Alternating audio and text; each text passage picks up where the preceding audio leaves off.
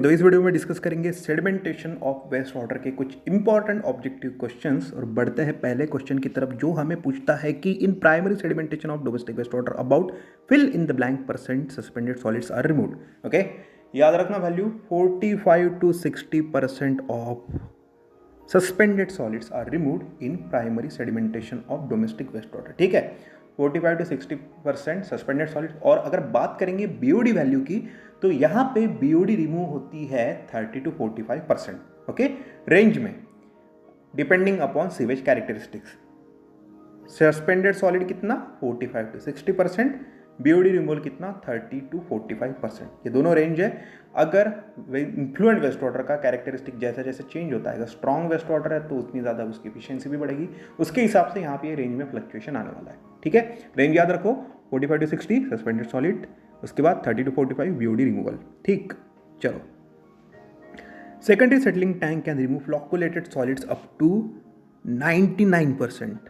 ठीक है, up to 99% flocculated solids ये सेकेंडरी सेटलिंग टैंक कर सकता है रिमूव।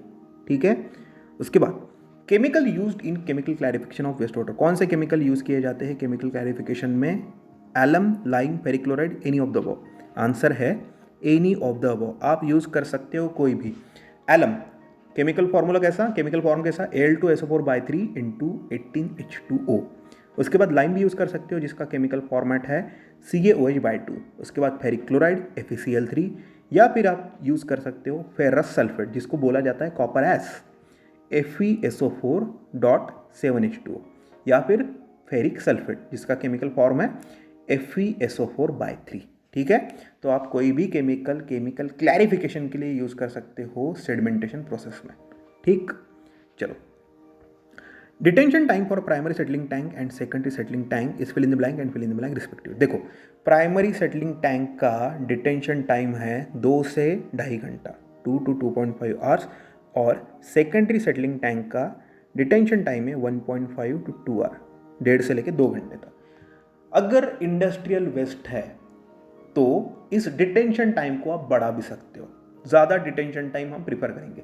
यहाँ पे जो रेंज दी गई है पीएसटी का कितना 2 से लेकर 2.5 घंटा, एसएसटी का कितना 1.5 से लेकर 2 घंटा। ये ऑप्टिमाइज डिटेंशन टाइम है जनरल कैरेक्टरिस्टिक, जनरल स्ट्रेंथ वाले वेस्ट वाटर के लिए। ठीक है, आगे बढ़ेंगे। ओके, ये क्वेश्चन हमने देखा था, जी हाँ बिल्कुल देखा था। क्वेश्चन नहीं देखा था एक्चुअली, ये पॉइंट डिस्कस किया था। क्या? Up to 30 to 45% BOD removal from waste water takes place in primary sedimentation. Primary sedimentation tank या फिर पीएसटी कितना बीओडी रिमूव करेगा? 30 से लेके 45% तक के। ठीक है, सीवेज कैरेक्टरिस्टिक्स अगर चेंज हो गई तो ये रेंज के अंदर ही फ्लक्चुएशन आने वाला है। ठीक है, चलो। Choose the correct statement about PST, SST और ASP. Primary sedimentation tank, secondary sedimentation tank और एक्टिवेटेड स्लश प्रोसेस यूनिट के अंदर का आपको प्रॉपर यहाँ पे एक सीक्वेंसिंग चूज करना है जो हमें दिया गया है ऑप्शन में। सारा का सारा इफ्लुएंट पीएसटी का, एसएसटी का एएसपी में जाता है? नहीं, बिल्कुल नहीं। उसके बाद पीएसटी का इफ्लुएंट एएसपी में जाएगा, उसके बाद एएसपी टू एसएसटी जाएगा। हाँ ठीक है, पार्शली ये करेक्ट है। Effluent from PST send to ASP and then from ASP to SST from where it is recirculated back. हाँ, ये वर्ड कीवर्ड इंपॉर्टेंट है जो सेकंड वाले ऑप्शन में नहीं है, तो बेटर ऑप्शन हमें मिल गया तीसरा। ठीक है, तो इसको होल्ड करके रखेंगे, पढ़ेंगे चौथा। Effluent from both PST and SST send to, हाँ नो, दोनों का इफ्लुएंट सेंड नहीं करेंगे एएसपी में। सबसे सही सीक्वेंस है पीएसटी का इफ्लुएंट जाएगा एएसपी में, एएसपी का जाएगा एसएसटी में, जहाँ से रीसर्कुलेट होके कुछ अमाउंट वापस एएसपी में आता है। ओके, और वापस से एएसपी टू एसएसटी वाला साइकिल रिपीट होता है। तो यहाँ पे छोटा सा एक फ्लो चार्ट बना लेंगे। ठीक है, ये है फॉर एग्जांपल पीएसटी, उसके बाद बीच में एएसपी, उसके बाद SST, secondary settling tank. PST से कहाँ पे जाएगा? एएसपी में। एएसपी से कहाँ से जाएगा? एसएसटी। एसएसटी से वेस्ट वाटर आगे ट्रीटमेंट के लिए चला जाता है कुछ एक अमाउंट, और दूसरा एक अमाउंट चला जाता है एएसपी में वापस, जिसको बोला जाता है रीसर्कुलेशन।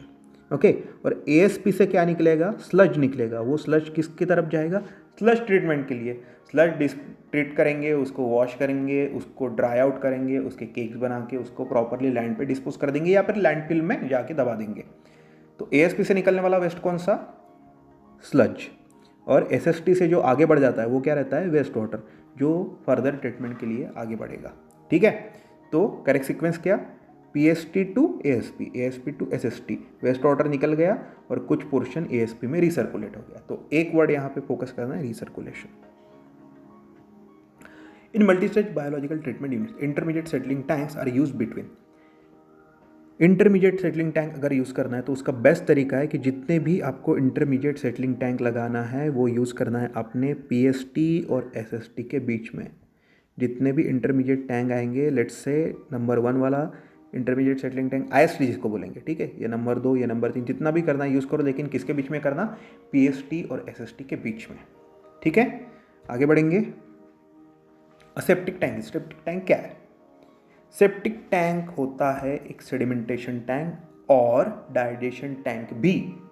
सेप्टिक टैंक एक फॉर्म है किसका, प्राइमरी सेडिमेंटेशन टैंक का, लेकिन इसका डिटेंशन टाइम रहता है ज़्यादा।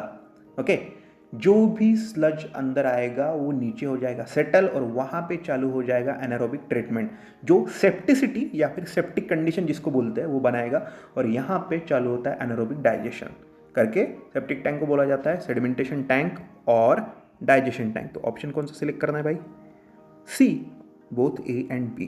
ठीक है, वीडियो पसंद आया तो करना लाइक, चैनल को कर देना सब्सक्राइब, इंग्लिश में देखना चाहते हो तो करो फॉलो सिंप्लीफाइड लर्निंग को यूट्यूब पे। सेम जो क्वेश्चन देखे थे वो मिल जाएंगे आपको टेलीग्राम चैनल पे, तो सिंप्लीफाइड लर्निंग टेलीग्राम पे सर्च करने का, उसको करने का सब्सक्राइब, फाइल के अंदर जाने का और वहाँ पे देखने का PDF, बहुत सारी पहले की भी PDF पड़ी है, वो भी डाउनलोड कर लेना। ठीक, इंस्टाग्राम पे अगर हो, इंस्टाग्राम पे अगर स्क्रॉल करते रहते हो तो सिंप्लीफाइड लर्निंग भी ढूंढ लेना, पेज को कर देना फॉलो, वहाँ पे सिविल इंजीनियरिंग के मीम्स मिल जाएंगे। तब तक के लिए टेक केयर, बाय बाय।